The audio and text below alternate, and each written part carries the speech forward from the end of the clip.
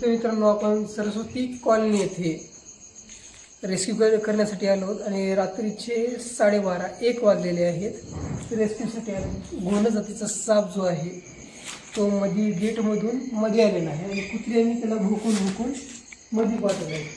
Check करायचं, check करूया। कम से कम 5-5 फुटाचा हा गोंड जातीचा साप आहे। बरोबर त्या फरशीच्या खाली साईडला बसलेला आहे।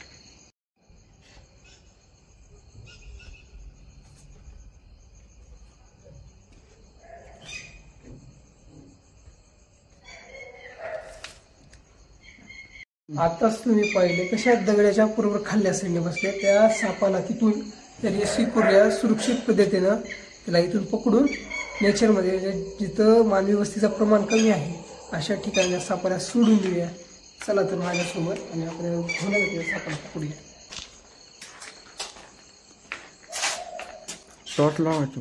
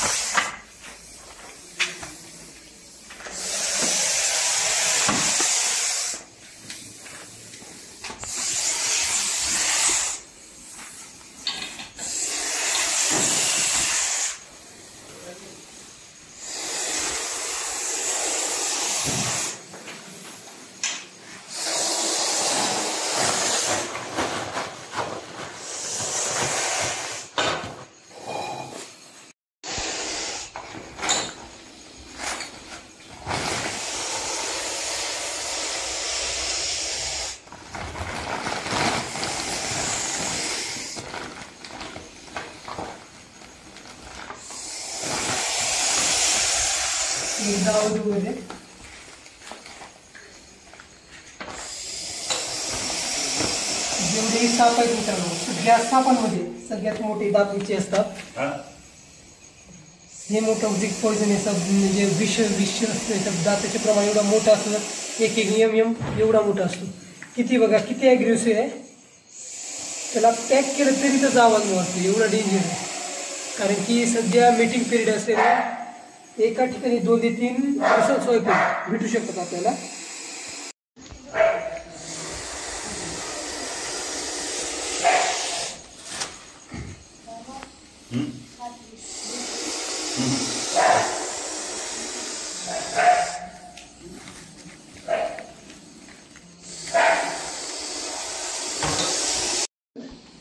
त्यांच्याचा ॲग्रेसिव्हपणा जो मुळात असतो घोणसमध्ये तो असा असतो.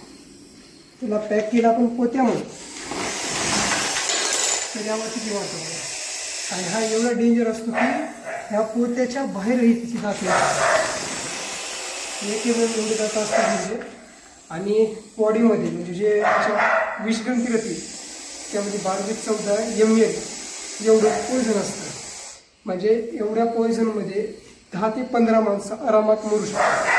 आणि हा सापाला तर 15 माणसाला त्याच्या बाईट केलं आणि जेवढं विष आहे त्याच्या बॉडीमध्ये तेवढं जर टाकलं तर त्याची किडनी लिव्हर ती खराब होऊ शकते. नाहीतर एखादा समजा एवढं होऊन पण जरा माणूस स्टेबल असला तर त्याला गँग्रीन नावाचा एक आजार होऊ शकतो. गँग्रीन म्हणजे असा आजार ज्याच्यामुळे ज्या ठिकाणी चावलेले त्या ठिकाणची जी जागा आहे ती सडायला. असे कुठेही साप दिसले मित्रांनो तर पकडायला स्वतः जाऊ नका, अजगर समजून पकडायला तर मुळीच जाऊ नका. जवळचे सर्पमित्र, प्राणीमित्र अथवा वन विभागाला संपर्क साधा, जेणे तुम्हाला त्याची मदत तुम्हाला भेटली जाईल. आणि कुठेही साप मारू नका, जवळच्या इतरांना बोला. थँक्यू.